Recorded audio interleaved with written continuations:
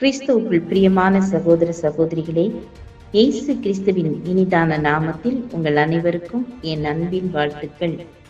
இன்றைய நாளுக்கான வேத வசனம் 1 யோவான் 4 அதிகாரம் 8 அன்பில்லாதவன் தேவனை அறியான், தேவன் அன்பாகவே இருக்கிறார். ஒரு தாய் தனது 10 வயது மகளுடன் ரயிலை விட்டு இறங்கி வெளியே செல்வதற்கான வாசலை நோக்கி சென்று கொண்டிருந்தாள். அது கடுமையான குளிர்காலம்.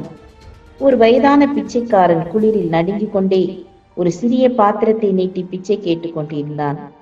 அந்த தாய் தன் மகளிடம் சில நாணயங்களை கொடுத்து பிச்சைக்காரன் நீட்டிக் கொண்டிருந்த பாத்திரத்தில் போடும்படி கொடுத்தாள். அந்த சிறிய மகள் பிச்சைக்காரனை பார்த்து, தாத்தா இந்தாங்க என்று சொல்லி பாத்திரத்தில் நாணயங்களை போட்டாள். பின்னர் தாயும் மகளும் அதை கடந்து நடந்து சென்று கொண்டிருந்தனர். யாரோ தங்களை பின்தொடர்வதை உணர்ந்து இருவரும் திரும்பி பார்த்தனர்.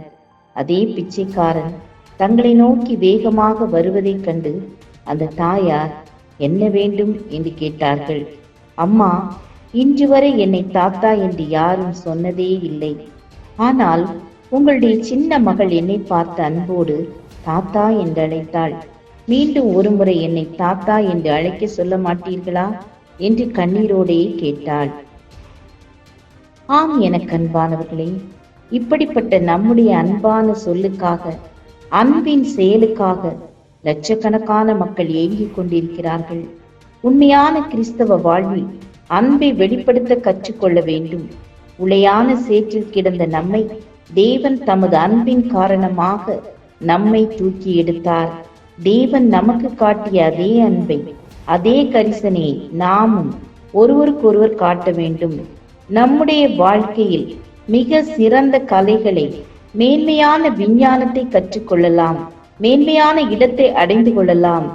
ஆனால் மற்றவர்களுக்கு அன்பையும் தயவையும் காட்ட கற்றுக்கொள்ள தவறுவோமானால் நம்முடைய வாழ்க்கையின் நோக்கத்தை விட்டே தவறிவிடுகிறோம். நாம் ஒருவருக்கொருவர் அன்பு செலுத்தும் போது தேவன் நம் மூலமாக மற்றவர்களுக்கு வெளிப்படுத்தப்படுகிறார். ஜெபம் செய்வோம். இரக்கமுள்ள கர்த்தாவே, நாங்களும் மற்றவர்களுக்கு அன்பையும் தயையும் காண்பிக்க கற்றுத்தாருங்க. நாங்களும் ஒருவருக்கொருவர் உங்களுடைய அன்பை பகிர்ந்து கொள்ள உதவி செய்யுங்க. உங்க அன்பினால் எங்க ஒவ்வொருவரையும் நிரப்புங்க. இயேசுவின் நாமத்தில் பிதாவே, ஆமேன், ஆமேன். God bless you.